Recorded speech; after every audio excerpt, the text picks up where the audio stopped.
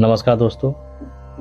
इस वीडियो में आपको 12 ज्योतिर्लिंगों में से सबसे पौराणिक ज्योतिर्लिंग, जिसे हम सोमनाथ के नाम से जानते हैं, उसके बारे में विस्तृत जानकारी दी जाएगी। गुजरात राज्य के पश्चिमी छोर पर जटिल नक्काशीदार शहद के रंग का सोमनाथ मंदिर वो स्थान माना जाता है जहां भारत में 12 पवित्र ज्योतिर्लिंगों में से सबसे पहला प्रकट हुआ था। एक ऐसा स्थान जहां शिव प्रकाश के एक उग्र स्तंभ के रूप में प्रकट हुए थे। मंदिर कपिला, हिरण और सरस्वती नदियों के संगम पर स्थित है और अरब सागर की लहरें उस तट को छूती हैं।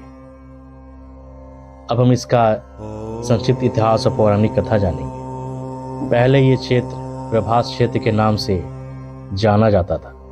यहीं पर भगवान श्री कृष्ण ने जरा नामक व्याध के बाण को निमित्त बनाकर अपनी लीला का संवरण किया था। यहाँ के ज्योतिर्लिंग की कथा का पुराणों में इस प्रकार से वर्णन है। दक्ष प्रजापति की 27 कन्याएं थीं। उन सभी का विवाह चंद्रदेव के साथ हुआ था, किंतु चंद्रमा का समस्त अनुराग व प्रेम उनमें से केवल रोहिणी के प्रति ही रहता था। उनके इस कृत्य से दक्ष प्रजापति की अन्य कन्याएं बहुत अप्रसन्न रहती थी। उन्होंने अपनी यह व्यथा कथा अपने पिता को सुनाई। दक्ष प्रजापति ने इसके लिए चंद्रदेव को अनेक प्रकार से समझाया, किंतु रोहिणी के वशीभूत उनके हृदय पर इसका कोई प्रभाव नहीं पड़ा। अंततः दक्ष ने क्रुद्ध होकर उन्हें क्षयग्रस्त हो जाने का शाप दे दिया। इस शाप के कारण चंद्रदेव तत्काल क्षयग्रस्त हो गए। उनके क्षयग्रस्त होते ही पृथ्वी पर सुधा, शीतलता, वर्षण का उनका सारा कार्य रुक गया। चारों ओर त्राही त्राही मच गई। चंद्रमा भी बहुत दुखी और चिंतित थे। उनकी प्रार्थना सुनकर इंद्रादि देवता तथा वशिष्ठ आदि ऋषिगण उनके उद्धार के लिए पितामह ब्रह्मा जी के पास गए। सारी बातों को सुनकर ब्रह्मा जी ने कहा, चंद्रमा अपने शाप विमोचन के लिए अन्य देवी देवों के साथ पवित्र प्रभास क्षेत्र में जाकर मृत्युंजय भगवान शिव की आराधना करें। उनकी कृपा से अवश्य ही इनका शाप नष्ट हो जाएगा और ये रोग मुक्त हो जाएंगे। उनके कथा अनुसार चंद्रदेव ने मृत्युंजय भगवान की आराधना का सारा कार्य पूरा किया। उन्होंने घोर तपस्या करते हुए 10 करोड़ बार मृत्युंजय मंत्र का जाप किया। इससे प्रसन्न होकर मृत्युंजय भगवान शिव ने उन्हें अमृत का वरदान दिया।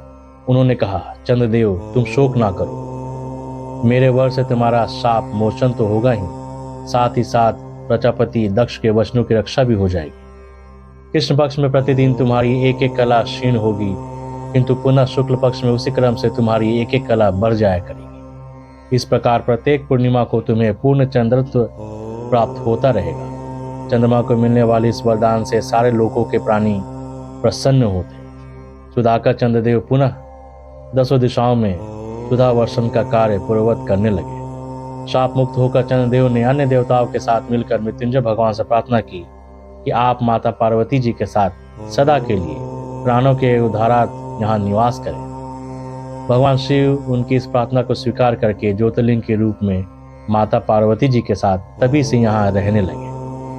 पावन प्रभास क्षेत्र में स्थित इस सोमनाथ ज्योतिर्लिंग की महिमा महाभारत, श्रीमद् भगवत तथा स्कंद पुराण आदि में विस्तार से बताई गई है। चंद्रमा का एक नाम सोम भी है। उन्होंने भगवान शिव को ही अपना नाथ स्वामी मानकर यहाँ तपस्या की थी। अतः इस ज्योतिर्लिंग को सोमनाथ कहा जाता है। इसके दर्शन, पूजन, आराधना से भक्तों के जन्म जन्मांतर के सारे पाप और कष्ट नष्ट हो जाते हैं। वे भगवान शिव और माता पार्वती की अक्षय कृपा का पात्र बन जाते हैं। मोक्ष का मार्ग उनके लिए सहज ही सुलभ हो जाता है। उनके लौकिक परलौकिक सारे कृत्य स्वयं सफल हो जाते हैं। यह लिंग शिव के 12 ज्योतिर्लिंगों में से सबसे पहला माना जाता है। ऐतिहासिक सूत्रों के अनुसार आक्रमणकारियों ने इस मंदिर पर 6 बार आक्रमण किया। इसके बाद भी इस मंदिर का वर्तमान अस्तित्व इसके पुनर्निर्माण के प्रयास और सांप्रदायिक सद्भावना का ही परिचायक है। 7वीं बार यह मंदिर कैलाश महामेरु प्रसाद शैली ने बनाया गया है।